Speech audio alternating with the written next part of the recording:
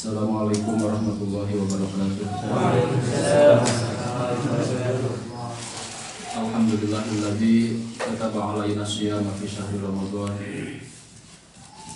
wa anzala fihi al-Qur'ana hudan lin-nasi wa bayyinatin minal huda wal furqan. Asyhadu an la ilaha illallah wahdahu la syarika lahu wa asyhadu anna Muhammadan abduhu wa rasuluh. Allahumma shalli wa sallim ala hadan nabi wa ala alihi wa ashabihi ajma'in. Allahumma rabbi shrah li sadri wa yassir li amri wa hlul 'uqdatam min lisani yafqahu qawli.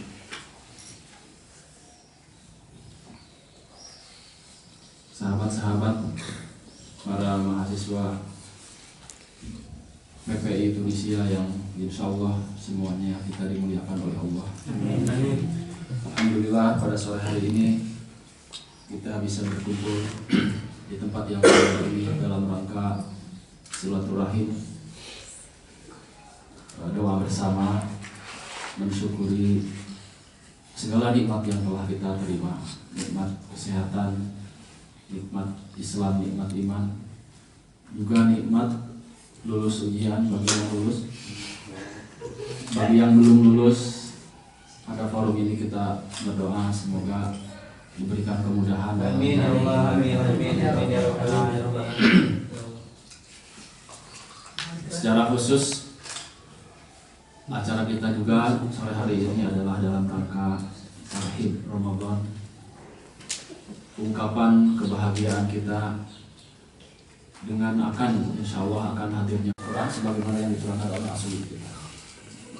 Nah, jadi rekan-rekan sekalian, bahwa lafaz kutiba di sini adalah bermakna diwajibkan atas kalian, kalam khabariyah, tetapi bermakna perintah dari Allah untuk kita semua. Kemudian poin yang berikutnya masih dalam ayat yang sama, Allah berfirman, kama kutiba alal ladzina min qabl, bahwa puasa yang diwajibkan kepada kita itu juga telah diwajibkan kepada umat-umat sebelum kita. Ibadah puasa Ramadan ini atau ibadah puasa selama sebulan ini juga ternyata telah diwajibkan kepada umat-umat yang lalu, terutama yang disebutkan dalam sejarah, yaitu umat Nabi Isa dan umat Nabi Musa alaihi wassalam.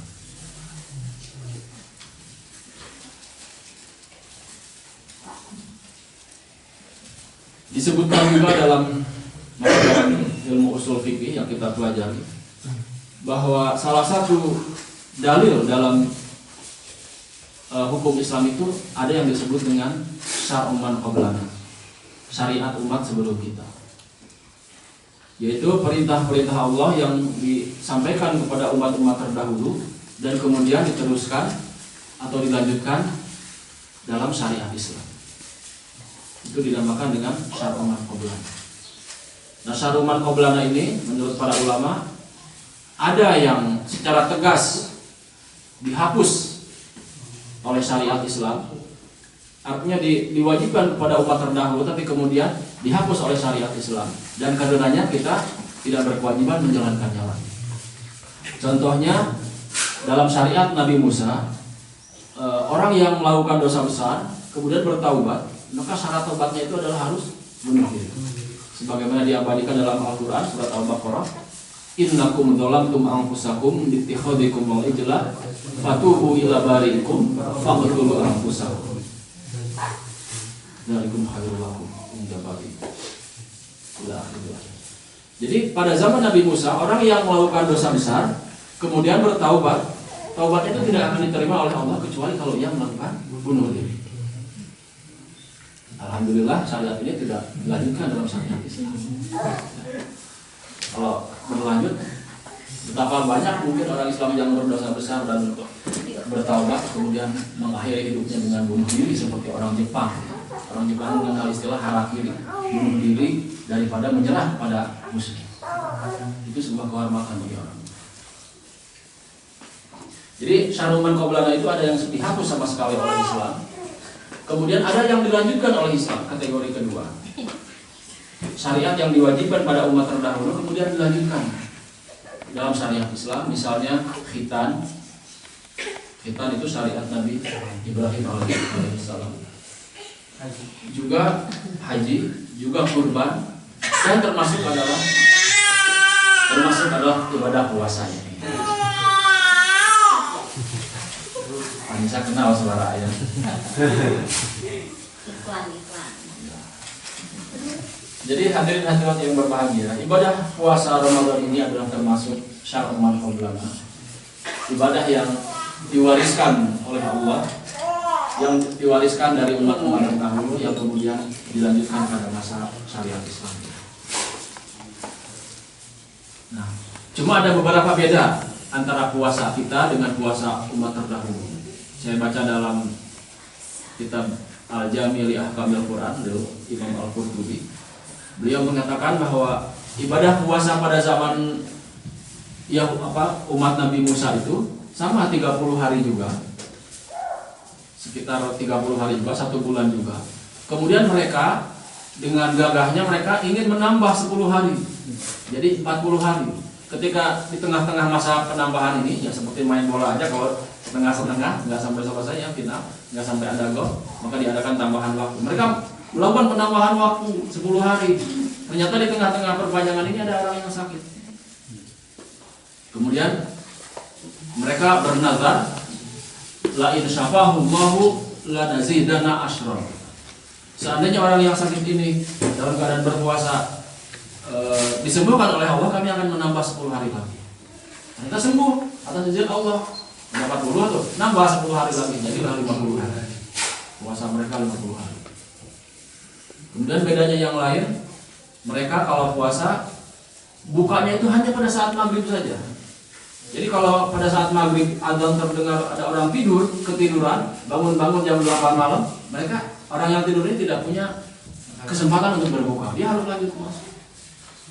Dan aturan inilah dinasah atau direvisi, diralat oleh Al-Quran, yaitu masih ayat tentang puasa. Uhilla lakum laylata syiyami rafatsu ila nisaikum dan seterusnya. Begitu dijelaskan oleh Imam Al-Qurtubi dalam kitabnya Al-Jami' li Ahkamil Quran. Kemudian rekan-rekan yang berbahagia, masih terkait dengan ayat tentang puasa. Pada kalimat berikutnya Allah berfirman bahwa tujuan dari berpuasa itu adalah la'allakum tattaqun, supaya kalian semua menjadi orang-orang yang bertakwa. Dalam agama kita, agama Islam, semua perintah dari Allah atau semua larangan dari Allah itu memiliki tujuan. Al-ahkam asy-syar'iyyah kulluha mu'allalah. Demikian dikatakan oleh para ulama. Bahwa semua perintah Allah atau larangan dari Allah kepada kita itu semuanya memiliki tujuan atau hikmah atau maksud tertentu. Tujuan utamanya, tujuan besarnya adalah untuk kemaslahatan atau kebaikan umat manusia. Sebagaimana yang kita pelajari dalam ilmu maqasid syariah. Nah, secara lebih detail para ulama usul terutama mengatakan bahwa ibadah itu dapat dikategorikan menjadi dua. Ibadah dalam Islam itu dapat dikategorikan menjadi dua. Yang pertama, ibadah yang bisa kita pahami rahasianya, tujuannya, maksudnya. Dan ini dinamakan dengan ma'qulul makna. Dan yang kedua, ibadah-ibadah yang diwajibkan oleh Allah kepada kita atau yang dilarang oleh Allah, larangan Allah, yang tidak bisa kita cerna dengan akal sehat, tidak bisa kita temukan apa rahasianya, apa itu. Syekh Izzuddin Ibni Abi Salam, salah seorang ulama Syafi'iyah, dalam kitabnya Qawaidul Ahkam beliau mengatakan al-masyru'atu darbani, bahwa perintah-perintah Allah itu ada dua macam. Yang pertama, ma dhahara annahu jalibun lima sulahatin aw dariun lima fasadatin. Yang pertama, perintah Allah yang rahasianya jelas, bisa kita lihat, bisa kita temukan bahwa ibadah itu mewujudkan kebaikan atau menghindarkan dari keburukan. Ini yang dinamakan dengan ma'qulul makna. Bisa kita cerna dengan akal sehat. Contoh ibadah zakat misalnya. Zakat itu disyariatkan oleh Allah kepada kita. Di antara tujuannya adalah untuk bentuk solidaritas sosial, untuk membangun solidaritas sosial. Itu bisa kita temukan dan bisa kita pahami dengan akal sehat. Begitu juga misalnya ibadah puasa. Ibadah puasa memiliki hikmah yang banyak. Misalnya melatih kita untuk sabar. Ibadah sholat melatih kita untuk disiplin waktu. Ini pendapat para ulama ya. Sifatnya ijtihadiyah, bisa benar. Nah, kemudian ibadah puasa ini jika kita renungkan dengan teliti, dengan dalam, dengan jernih, akan membentuk pribadi-pribadi muslim yang bertakwa. La'allakum tattaqun. Takwa dalam arti yang sangat luas. Takwa sebagaimana disebutkan dalam Al-Quran, ciri-cirinya dalam banyak ayat. Hudal lil muttaqin alladzina yu'minuna bil ghaibi, dan seterusnya juga dalam ayat yang lain. Banyak sekali ciri-ciri orang yang bertakwa dalam Al-Quran. Salah satu sebenarnya ibadah puasa sedang melatih kita. Orang yang terbiasa berbohong dalam hidupnya akan dijauhi oleh rekan-rekannya. Orang yang senang berbohong dalam hidupnya tidak akan dipercaya oleh teman-teman. Paling teman-temannya akan berkata, paling saya pernah bohong, paling bohong. Seperti ada kisah ringan yang pernah saya sampaikan dalam kesempatan yang lalu, bahwa ada 2 orang pemuda dari desa yang bekerja di kota. Katakanlah namanya Dono dengan Dani. Dono ini orang yang suka berbohong. Maaf kalau ada nama yang sama. Dani orang yang soleh, orang yang baik. Pada suatu hari Dono pulang ke kampung.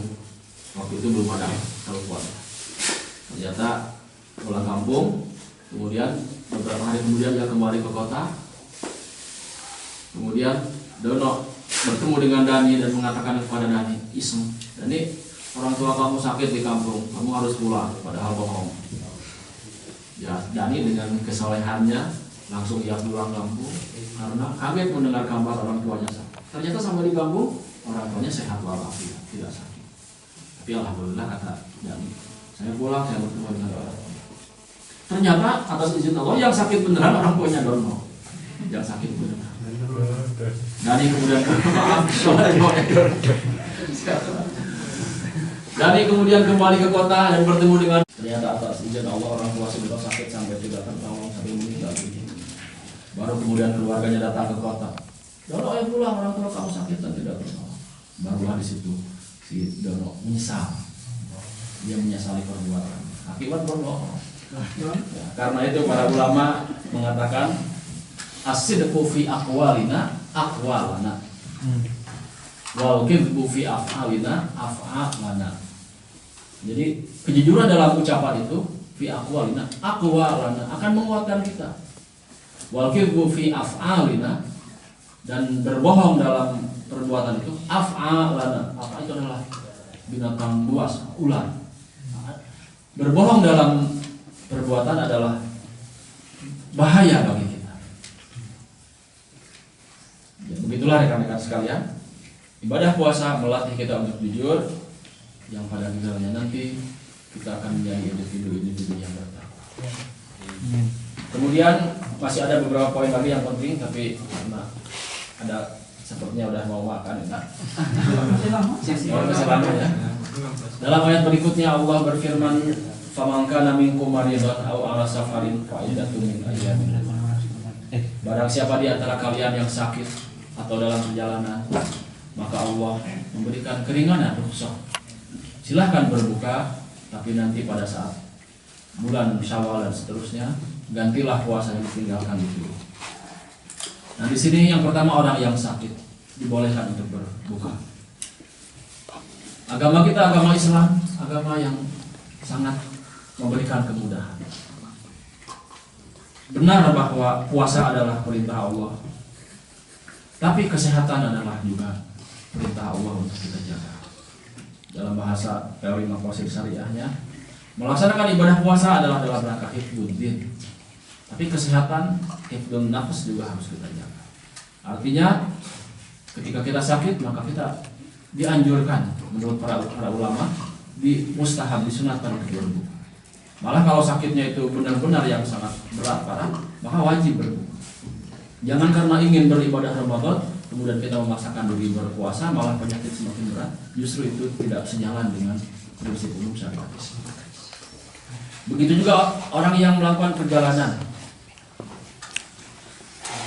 dibolehkan berbuka puasa. Tentu saja para ulama menjelaskan bahwa perjalanan yang dimaksud adalah perjalanan untuk tujuan kebaikan, bukan perjalanan maksiat. Perjalanan maksiat sebagian ulama mengatakan itu adalah tidak boleh berbuka, tapi pendapat yang kuat kata Al-Qurtubi, karena yang saya baca tadi pagi, beliau mengatakan yang cukup pendapat lebih kuat mengatakan meskipun perjalanan maksiat itu dibolehkan untuk berbuka puasa. Apa contoh perjalanan maksiat? Apa contohnya Mas Johari perjalanan maksiat? Perjalanan jauh tujuannya untuk mencuri, untuk menjual bank misalnya di sana. Kalau Mas Johari nanti pulang mau ketemu calon istri?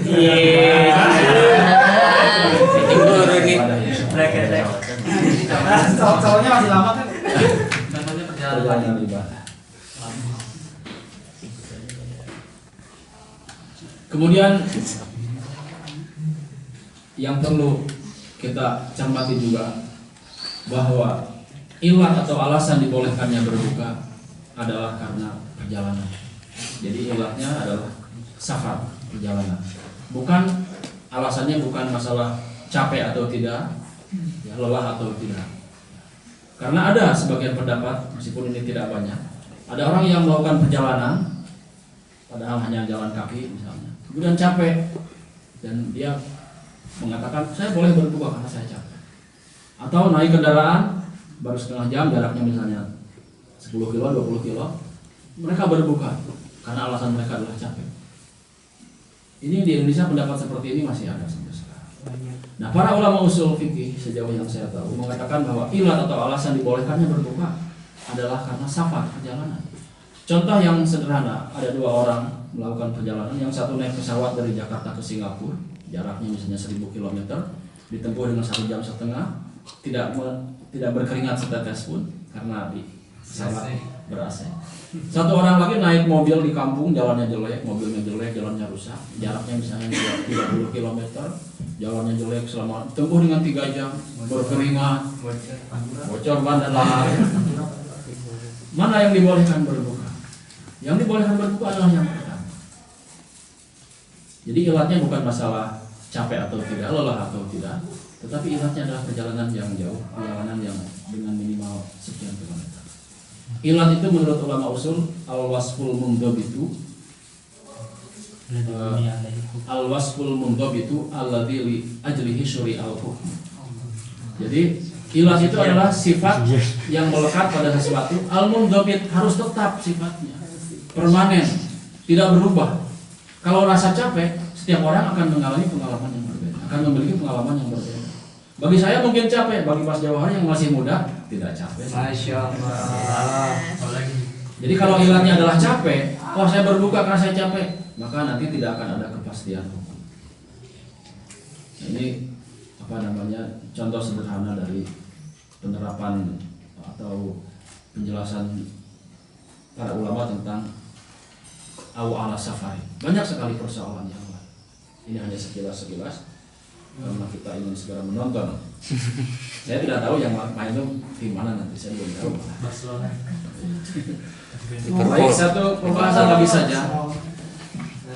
Dalam ayat berikutnya Allah berfirman, ahlan wa sahlan Mas Ismail. Syahrul Ramadan alladzi unzila fihi al-Qur'an hudan lin-nasi wa bayyinatin minal huda wal furqan. Faman syahida minhum asy-syahra falyasum. Barang siapa yang menyaksikan hilal, sebenarnya kalau salah tolong dikoreksi, soalnya sebenarnya menulis tesis tentang ru'yah. Barang siapa yang menyaksikan hilal Ramadan, tanda awal masuk bulan Ramadan, atau barang siapa yang hadir ada pada saat bulan itu ada hilal itu nampak, falyasum, maka hendaklah ia berpuasa. Nah, di sini ayat ini menjadi dasar hukum para ulama menetapkan bahwa awal bulan Ramadan itu ditandai dengan munculnya hilal yang bisa dilihat, ru'yatul hilal. Nah, para ulama fikih berbeda pendapat dalam menetapkan berapa orang minimal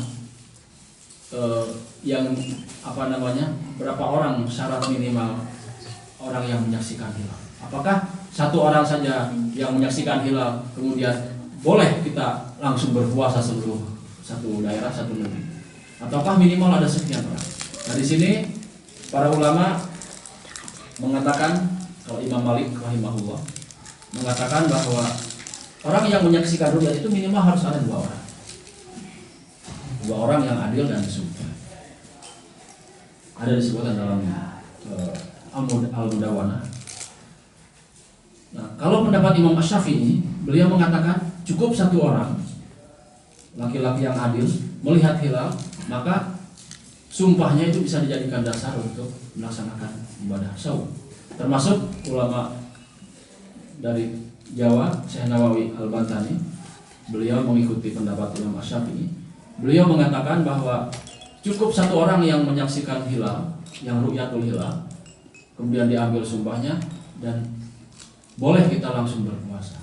Syekh Al-Bantani dalam tafsir Munir yang mengatakan yuqbalu qaulul wahidi fi isbatil ibadati wala yuqbalu fil khuruji minha. Jadi untuk penetapan awal puasa bisa dengan mengacu pada pendapat atau ru'yat satu orang fi isbatil ibadah. Tapi kalau untuk al-khuruji minha, tapi kalau untuk keluar dari Ramadan, kata Imam Syekh Nawawi, artinya ketika ujung Ramadan untuk menetapkan satu Syawal itu baru harus dua orang. Kalau menetapkan awal Ramadan boleh dengan satu orang, tapi kalau keluar Ramadan untuk menetapkan satu Syawal, kata Syekh Nawawi, itu harus dua orang. Ada disebutkan dalam tafsir ketika beliau menjelaskan ayat.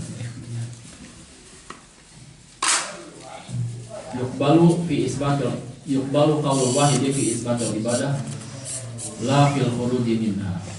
Begitu kata beliau.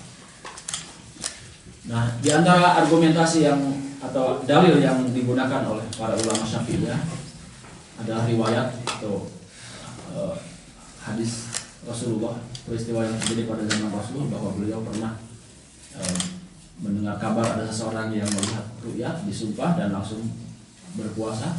Begitu juga Sayyidina Ali karramallahu wajhah pada masa beliau menjadi khalifah, pernah dikabari ada ada orang yang mengaku melihat ru'yat dan bersumpah, kemudian Sayyidina Ali langsung menyuruh umat Islam saat itu berpuasa. Sayyidina Ali mengatakan, asumu yauman fi Sya'ban ahabbu ilayya min an uftira yauman fi Ramadan.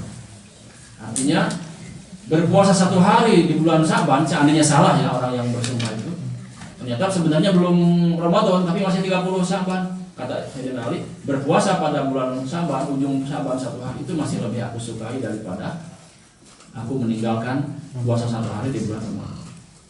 Artinya kalau beliau tidak mempercayai sumpah orang yang benar, kalau ternyata sumpahnya benar, berarti satu hari Ramadan terlewat.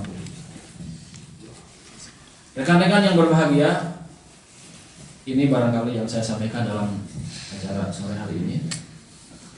Jadi secara umum, kalau dari awal tadi yang saya sampaikan lebih ke tafsir ahkam ayat-ayat puasa, dan yang saya sampaikan ini sebenarnya hanya sekelumit saja. Banyak sekali detail persoalan, apalagi masalah fikih, tidak ada yang lepas dari ikhtilaful ulama. Ini hanya sekelumit saja. Mudah-mudahan kita semua terdorong untuk lebih tekun belajar, mempelajari fikih Syiah, karena ini sangat penting, apalagi nanti ketika kita sudah kembali ke masyarakat. Pertanyaan masyarakat kita di daerah itu kebanyakan pada masalah-masalah teknis, masalah-masalah fikih. Karena itu sekali lagi saya mengajak rekan-rekan sekalian, mari kita sambut bulan suci Ramadan ini dengan cara menyiapkan bekal kita, bekal ilmu terutama tentang fikih Syiah, tentang aturan-aturan ibadah puasa yang sebenarnya sudah kita pelajari. Mudah-mudahan apa yang saya sampaikan bermanfaat, minimal bagi saya sendiri dan juga umum bagi kita semua yang hadir di sini. Semoga kita semua dapat bertemu dengan bulan suci Ramadan. Terakhir mohon maaf apabila ada kata-kata yang saya sampaikan yang keliru, khilaf, ataupun ada yang tidak berkenan di hati rekan-rekan para sahabat sekalian. Rabbana atina fid dunya hasanah wa fil akhirati hasanah wa qina adzabannar. Langsung doa kata MC. Bismillahirrahmanirrahim. Alhamdulillahirabbil alamin. Hamdan syakirin, hamdan na'imin, hamdan yuwafi ni'amahu wa yukafi mazidah. Ya Rabbana lakal hamdu wa syukru kama yanbaghi li jalali wajhika wa li'ali wa sultanik. Allahumma shalli ala sayyidina Muhammad wa ala ali sayyidina Muhammad. Ya Ghafur ya Rahim. Allahumma ighfir lana dzunubana wa liwalidina warhamhum kama rabbawna shighara. Allahumma balligh wa awsil thawaba ma qara'nahu min al-Qur'anil karim wa ma hallalna wa ma sabahna wa mastaghfarna ala khairi khalqika sayyidina Muhammadin sallallahu alaihi wasallam wa ala alihi wa sahbihi. Wa ila jami arwahil muslimin wal muslimat wal mu'minin wal mu'minat fi masyariqil ardi wa magharibiha. Khususan abaina wa ummahatina wa ajdadina wa jaddatina wa asatidina wa asatidina wa masyayikhina. Allahumma ighfir lahum warhamhum wa'afihim wa'fu anhum wa akrim nuzulahum wa wasi' madkhalahum wa aghsilhum bil ma'i wal ma'i wa naqihim min adh-dhunubi kama yunqqa ath-thawbu al-abyadu min ad-danas. Allahumma abdil darahum khairan min darihim wa abdil ahlahum khairan min ahlihim. Amin. Allahumma ja'al qabrahum rawdatan min riyadil jinan wa la taj'al qabrahum huffatan min huffarin nar. Allahumma la tahrimna ajrahum wa tafqina ba'dahum wa ighfir lana wa lahum wa li ikhwanina alladziina sabaquna bil iman wa la taj'al fi qulubina ghillan lil ladzina amanu rabbana innaka ra'ufur rahim. Allahumma ya Fattahu ya Alim ya Rahman ya Rahim subhanaka la ilma lana illa ma 'allamtana innaka antal alimul hakim. Allahumma alimna rusdana wa 'allimna min syarri anfusina. Allahumma anfa'na bima 'allamtana wa 'allimna bima yanfa'una wa zidna ilma. Allahumma yassir lana umurana. Allahumma yassir lana umurana. Allahumma yassir lana umurana. Allahumma waffiq ikhwanana fil imtihanat. Allahumma waffiq ikhwanana fil imtihanat. Allahumma waffiq ikhwanana fil imtihanat. Allahumma ja'alna minal najihin. Allahumma ja'alna min ibadika sholihin. Rabbana taqabbal minna innaka antas samiul alim wa tub 'alaina innaka antat tawwabur rahim. Allahumma ballighna Ramadan. Allahumma ballighna Ramadan. Rabbana atina fid dunya hasanah wa fil akhirati hasanah wa qina adzabannar. Subhana rabbika rabbil izzati amma yasifun wa salamun alal mursalin walhamdulillahi rabbil alamin.